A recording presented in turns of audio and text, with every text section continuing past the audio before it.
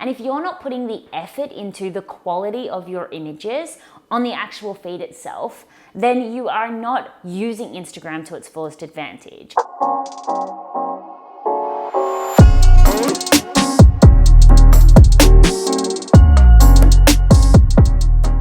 Hi everyone, and welcome back to The Business Bar, the only place where we serve you delicious drinks as well as delicious business and life advice. My name's Erin, and I'm a personal branding strategist and online business mentor. So what I actually want to talk about today is Instagram, and particularly how to grow your Instagram. I did this talk as an Instagram live a couple of weeks ago and everyone loved it, but of course that disappears after 24 hours, so I thought I would turn it into a business bar episode. And what I'm actually doing is pairing this particular episode with a tequila sunrise. Now, I'm not gonna lie, tequila sunrise is probably my least favorite drink, but the way that it does turn out, it does look so colorful, just like the Instagram logo, so that is why I am doing that today. So if you like the episode, I would very much appreciate it if you gave it a big thumbs up.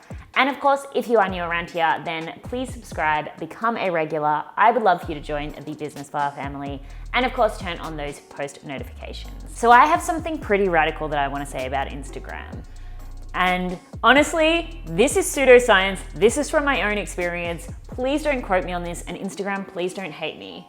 But if you're trying to grow your Instagram, my first suggestion is that you do not switch your account to a business account. Now, again, I don't know if there's any facts behind this, and I have actually reached out to people who are in contact with people from Instagram, and they say, no, that's not the case. If you think about it, Instagram is owned by Facebook, and Facebook, we already know that business pages don't get as much interaction as personal pages. I truly do believe that it's the same on Instagram, and that's only purely based on my own experience. I have a few times on my growth, on my way to growing to 10,000 followers, switch back from the personal account to the business account.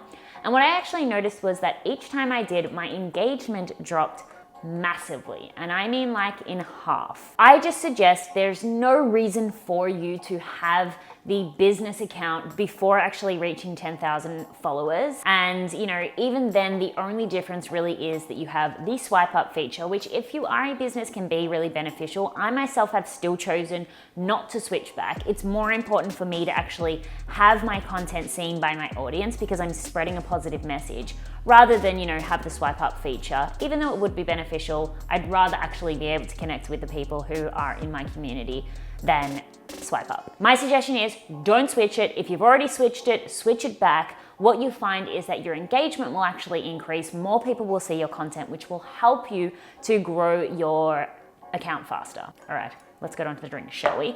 I mean, this is a pretty simple drink. I probably should have just made the drink first and we could have sat down and chat, but anyway, whatevs. This is what we are doing today. So what I'm actually using for this tequila sunrise is this beautiful white tequila. I recommend that you use white tequila. You can obviously do a vodka sunrise as well. You could do a rum sunrise. Don't know how nice that would be, but I am going to be modest and just go for one shot of tequila in this. Now, my second piece of advice is that you utilize all of Instagram's features. Instagram really rewards participation, and you might know that if you've actually taken a little bit of a hiatus from Instagram, that your engagement does drop and your followers slow down. Instagram really rewards consistency and participation, and so will your audience and community. So if you are just using Instagram currently to use the feed, then you really are missing out on so many amazing ways to be found and so many amazing ways to connect and engage with your audience. So what you can do on Instagram, let's have a look. So you can use your feed to post photos and captions. Then you can also use stories, obviously for so many different reasons. You can use story highlights where you save the stories. And now you can obviously use IGTV as well as Instagram Live. So there are so many different things that you could be doing on Instagram. And my suggestion is that you do it all. I know that sounds really heavy on, but at the end of the day, Instagram is one of those platforms that's a little less professional. There's obviously a priority of quality in the images, but I think Instagram's one of those platforms where you can just jump on your stories very raw and authentically and show the behind the scenes of your day or behind the scenes of your filming or your working or your products or your services, or if you've got a product business, the manufacturing.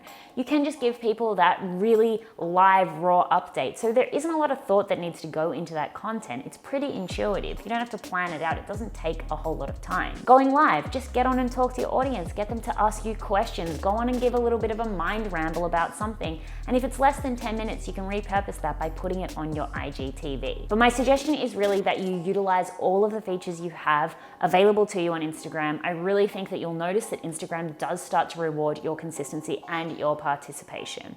But don't overthink it either. Don't get stressed out by thinking, oh God, that's so much that I need to do on Instagram.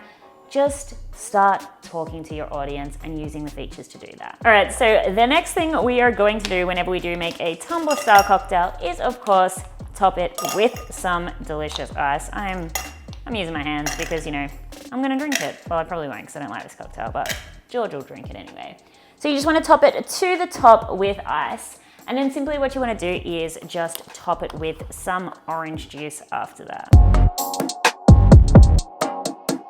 And of course, just give it a little bit of a stir so it's not like super weak at the start and then it's like, poof, at the end, hits you in the face. My next piece of advice, and I do have to mention this, although I think at this stage we all do know, is to make sure you are utilizing your hashtags properly. The thing with Instagram is, although there is availability to use 30 hashtags, there was a recent article that did come out where Instagram was scrolling through and really not prioritizing accounts that were overly promotional. So what you wanna do is make sure you're using your hashtags strategically. So you wanna make sure that you are not always using the really popular and really big hashtags. Maybe sometimes switch up the number of hashtags you are using, but always switch up the amount of hashtags that you are using. So to make it easier for yourself, I do have a little hack that was introduced to me by one of my students in my Visibility 101 course, which I'm going to leave her information on the screen now. But she introduced a hack to me to make it easier to use hashtags. So if you have an Apple iPhone and you have the availability to use shortcuts, what you can do is actually create a shortcut for all the combinations of hashtags. So what you want to do is go into the area where you create the shortcuts. Then you might have hashtags number 1, hashtags number 2, hashtags number 3, and you'll copy and paste your list of hashtags so that when you are putting them onto your image, all you need to do is type in that shortcut rather than, you know, copy and pasting the different hashtags. I know it's only going to save you a couple of seconds, but it's just one of those things that makes it easier for you to be consistent with changing the hashtags and utilizing the hashtags properly on your Instagram. Now, the other thing you want to think about with hashtags as well is not always going for the super popular hashtags within your niche. So make sure you are testing the hashtags first to have a look at actually how many people are using those hashtags. And if you're a smaller account and you're trying to grow it and there's already millions of people using that hashtag, then it's unlikely that you are going to show up as a popular image for that hashtag.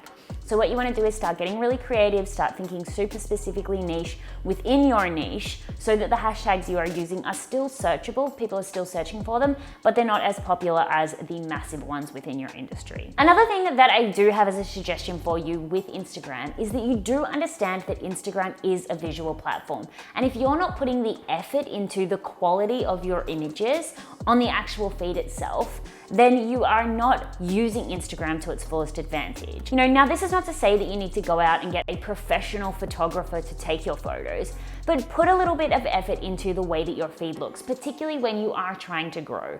The bigger that you are, the less effort you actually need to put into your account. You know, if you've seen Rihanna's or Justin Bieber's account, they look like a big hot mess. But for you, when you're growing, you want people to land on your work and think that you are taking pride in your work and giving them a reason to actually stick around. So make sure you're utilizing natural light. You're thinking about, you know, the pictures that you're taking of yourself or the flat lays that you're taking or the images, the environmental or urban images that you're taking, whatever type of pictures you take. Just put a little bit more effort into them and use an app like Planoly or Plan or Later to plan out your feed and make sure it looks nice and cohesive and it looks really artistically pleasing for whoever is landing on your page. All right, this is like the really fun part of making a tequila sunrise, but it's also the part that I could really stuff up. To make that layering effect on a tequila sunrise, we actually want the grenadine to go at the bottom.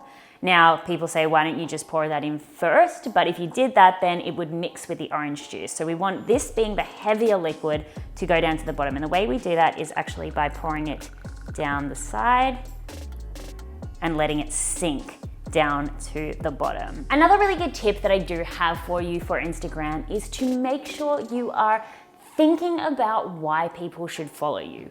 At the end of the day, if your account just looks like every other person who posts acai bowls and green juices, or every other person that posts #girlboss quotes, then you're not really giving anyone a reason to follow you. I want you to go and audit your Instagram account right now and actually try to find 5 different reasons why you are different to everybody else. One of the reasons should be that you include pictures of yourself. I mean, unless someone's stealing your photos, no one else can replicate that. Infusions of your personality, your particular opinions and perspectives are a really good way. Do you have any particular quirks about you that you can show off on your Instagram, or a really funky style? Start actually going through and listing out the exact reasons why somebody should follow your account. For me in particular, obviously I show a lot of photos of myself, but I also show a lot of photos of the behind the scenes of my business. Now, nobody else owns my business or, is running the business the way that I am. So by giving people that insight, they can't get that anywhere else.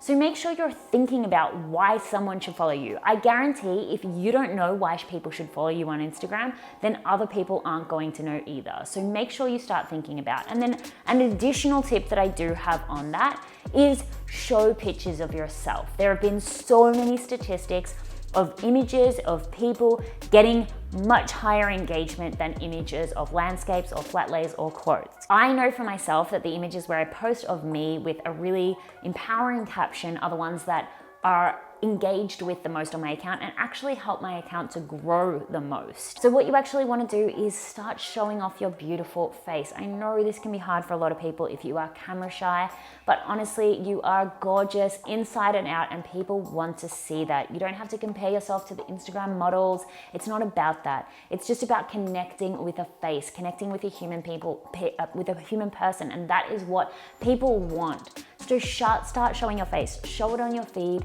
show it on your lives, show it on your stories. Allow people to connect with you, and I guarantee that is going to be the best way for you to grow your Instagram and reach that 10,000K mark. All right, the last little tip that I do have before I make George drink this delicious cocktail is you want to make sure that you're evaluating, right? Different things are going to work on different people's accounts. There is no one size fits all strategy for growing an Instagram account. So make sure with the app that you're using to plan out your feed, you are analyzing specifically what type of content people are engaging with more. Look at this with a strategic hat on.